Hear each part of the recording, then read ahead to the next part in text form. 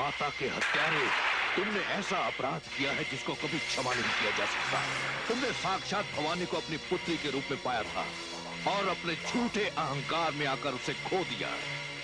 जब तक काल तुम्हारे साथ था तुम सुरक्षित थे, अब तो काल भी तुम्हारी रक्षा नहीं कर सकता, क्योंकि तेरे वध का आदेश स्वयं महाकाल ने मुझे दिया है।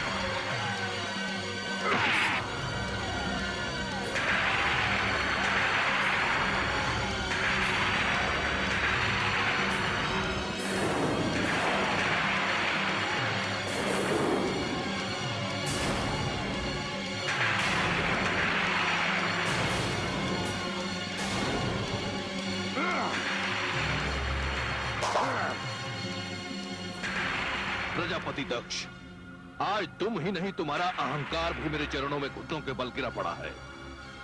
नियमानुसार तुम्हारा वध करना उचित नहीं है, परंतु तुम इतने नीच हो कि तुम्हारा वध करना पाप नहीं पुण्य है।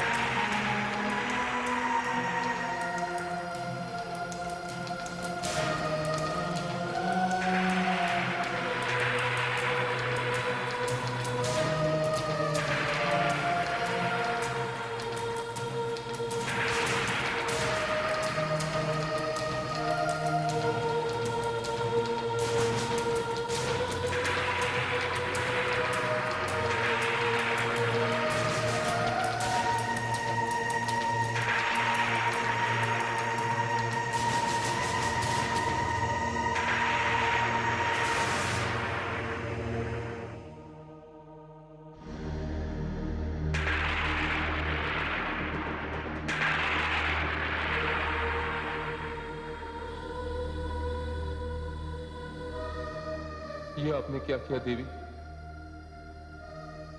आपने तो वचन दिया था कि आप स्वयं लौट आएंगे या मुझे बुला लेंगे। आपने कैलाश छोड़ा, आपने मेरा हृदय छोड़ा, किंतु संसार छोड़ने की बात तो हमारे बीच में कभी हुई नहीं थी देवी।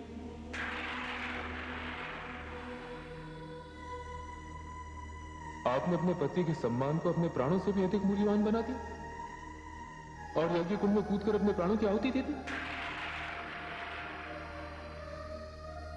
आपको जो मेरे लिए करना था वो तो आपने कर लिया देवी, किंतु अब मैं क्या करूं? अब मेरे वश में रह ही क्या गया है देवी?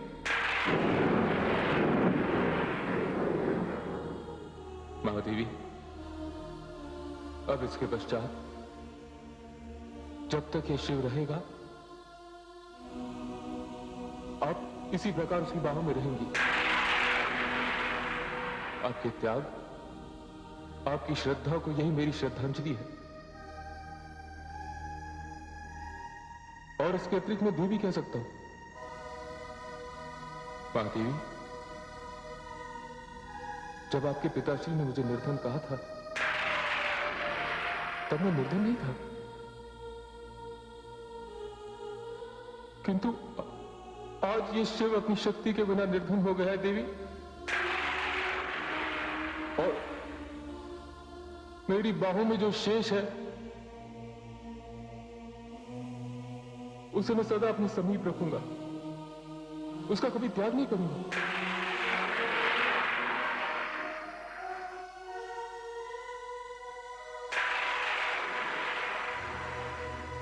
चलिए देवी, मैं इस वातावरण से आपको दूर ले जाता हूं। चलिए मेरे साथ।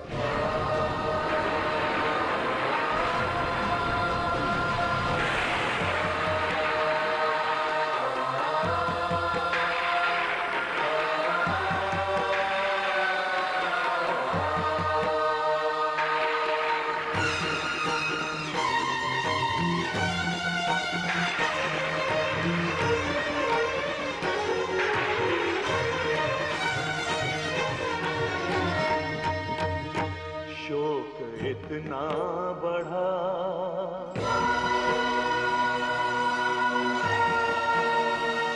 शोक इतना बढ़ा शिव विरह सिंधु में।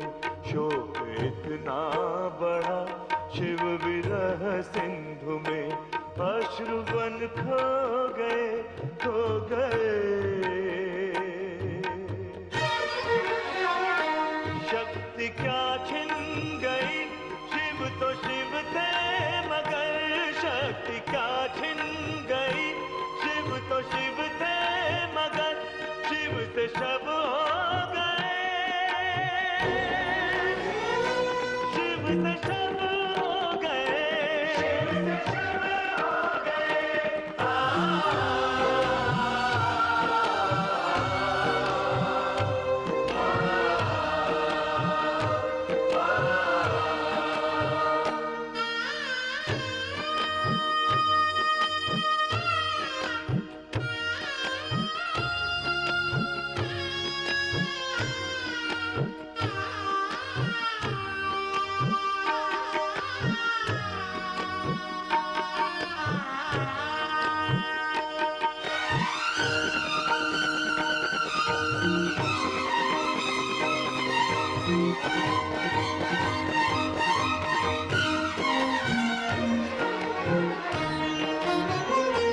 प्रियतमा को हृदय से लगाए हुए तीनों लोकों में बेसुध भटकने लगे। जो महादेव थे भूलते बात को, जो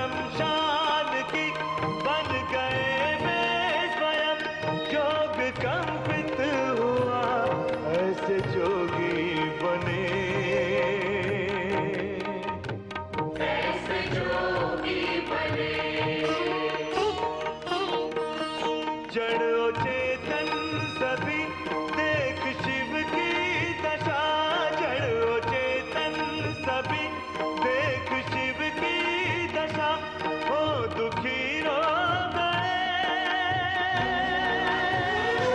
हो दुखी रो गए।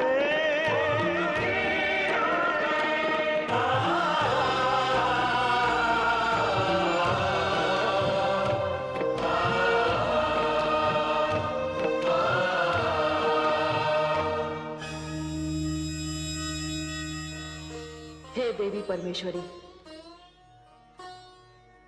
आपने सत्य कहा था।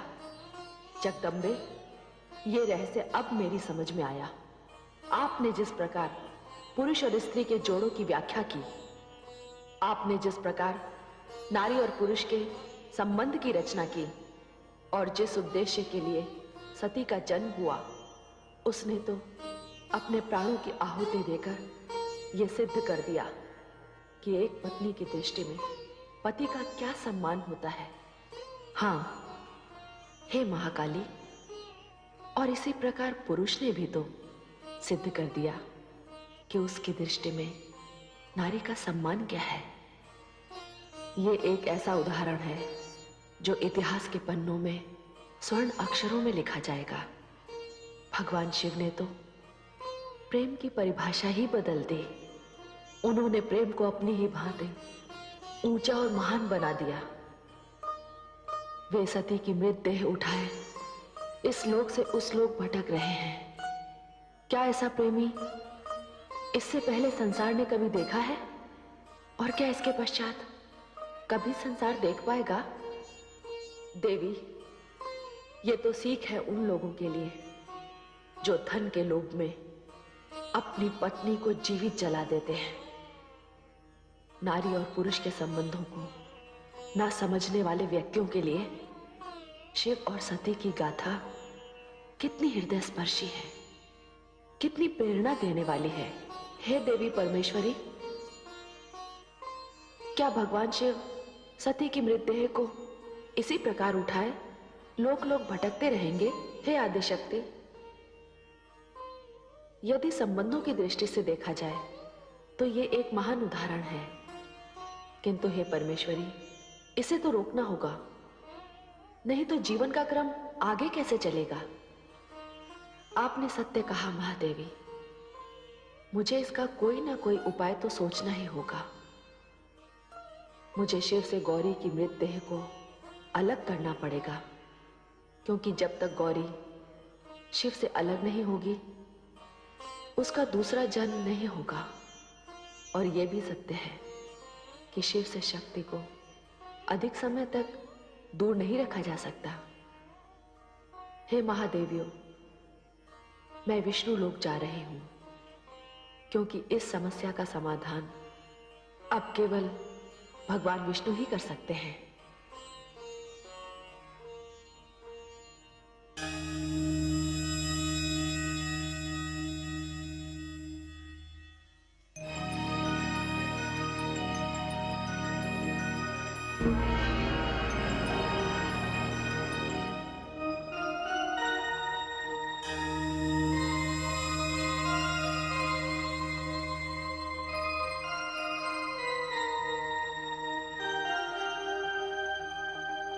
आइए परमेश्वरी, विष्णु लोक में आपका स्वागत है।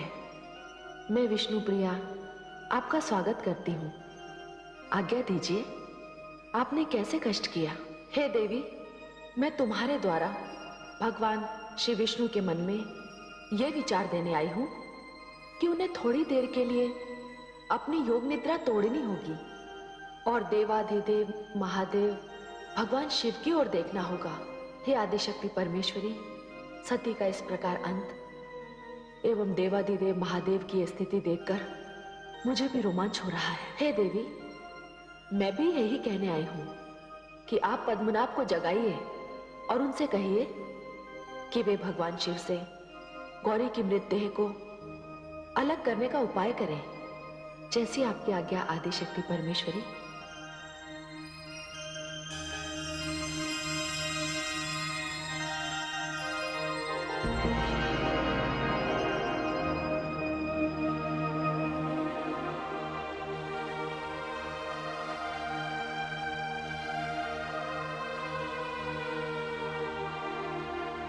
देवी, मैं इस स्थिति से बचना चाहता था, किंतु अब भगवान शिव के लिए मुझे अपनी भूमिका निभानी ही होगी।